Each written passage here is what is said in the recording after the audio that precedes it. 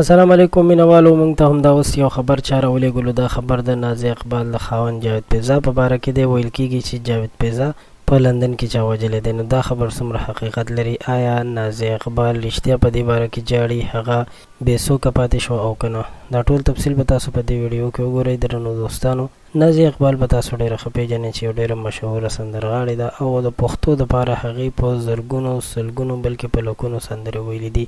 هغه چې ډېر پښتانه یې خوښوي او هغه په پاکستان کې که تاسو ته معلومه وي نو ډېر زیات وخت یې تېر کړی دی، خو د پاکستان نه هغه ځکه مهاجره شوله او لندن ته لاړه یا یورپ ته لاړله.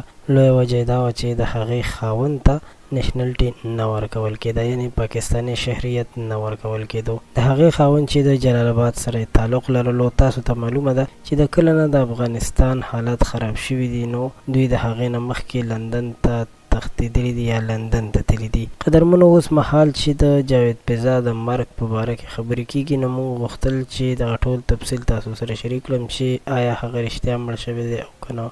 که تاسو ته معلومه وي نو جاوید پیزا چې کله نازي اقبال سره واده وکړو نو په هغه دوران کې د نازي اقبال پلار هم په پېښور افغان کالونۍ کې وویشتل شو یا ووژل شو.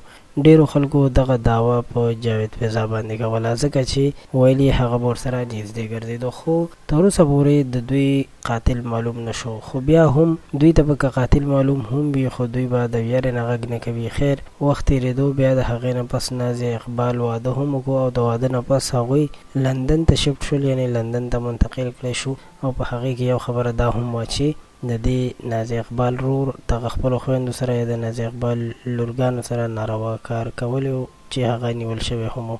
نو د دې ویډیو د دې خبر تفصیل دا دی چې کومې خبرې د جاوید پیزا په باره کې شیر کېږي او ویل کېږي چې هغه وژل شوی دی. نو درنو دوستانو، دغه تر یو حده دروغ دي، هېڅ حقیقت نه لري چې هغه وژل شوی وي، بلکې هغه هلته خپله خوشحاله زندګي تېروي، خوشحال ژوند تېروي.